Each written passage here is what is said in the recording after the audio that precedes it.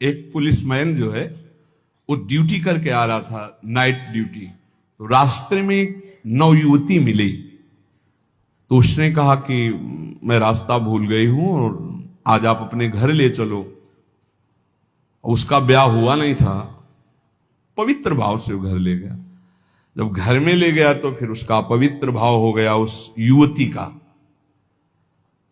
वो तो घर ही था। सुबह निकल गई साथ, बड़ा खुश हुआ कि यार। दूसरे दिन फिर वही मिली, तो उसने कहा आज तो घर नहीं भटकी होगी। बोले नहीं, कल से हमारी आपकी मित्रता होगी, हम रोज आपको यहीं मिला करेंगे।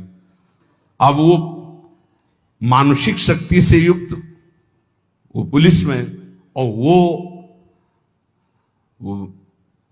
प्रेतियोनि को प्राप्त, जिसे चुड़ैल कहते, ऐसी वो। अब वो तो महीना भर में वो सूख गया, पीला शरीर हो गया। वैद्य के पास गया तो वैद्य ने कहा कि ऐसी दशा किसी शारीरिक सहवास से नहीं होती, तुम्हारा कोई मतलब एक अलौकिक शक्ति है जो तुम्हारा शोषण कर रही, वो स्त्री नहीं है। उसने कहा फिर भी आप दवा हमें शक्तिवर्धन के लिए दीजिए, हम तो चलने लायक नहीं रह गए। तो पुरानी रद्दी में कहीं गीता जी के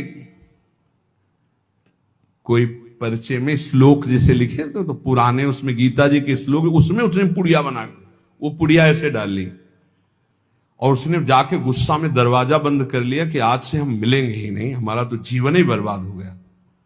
तो देखा पार्श्व में बैठी, उसके होश उड़ गए। उसने कहा कि आप कौन हो, कहां से आई हो? तो इतने दिन उससे मिल रहे, अभी ये नहीं जान रहे कौन हो? बोले कहां से आए हो? तो झरोखे से आई। तो उसके होश उड़ गए, झरोखे से आई इसका मतलब? तो उसने कहा दूर क्यों हो, तुम आते ही हमारे को स्पर्श करती थी, आज स्पर्श। बोले पुड़िया हटाओ जेब से। उसने पुड़िया में क्या है? बोले इसमें गीता का श्लोक लिखा हुआ है, मैं तुम्हें स्पर्श तब तक नहीं करूंगी जब तक है, और देखो तुम हमें तनिक भी प्यार करते हो तो पुड़िया हटाओ। उसने कहा पुड़िया कैसे हटा सकते हैं? अब उस दिन वो बैठी रही पर स्पर्श नहीं हुआ, और समय आने पर चली गई। दूसरे दिन उसने गीता का पूरा जेब में रख लिया, और जहां आती ना यदा यदा धर्मस्य ग्लानिर्भवति, आना ही बंद हो गया। गीता जी, भगवान का नाम, भगवान की लीला, भगवान की चरित्र, तुलसी जी चरणामृत, ये हम सब सेवन। रज रानी हमको भूत लगेगा?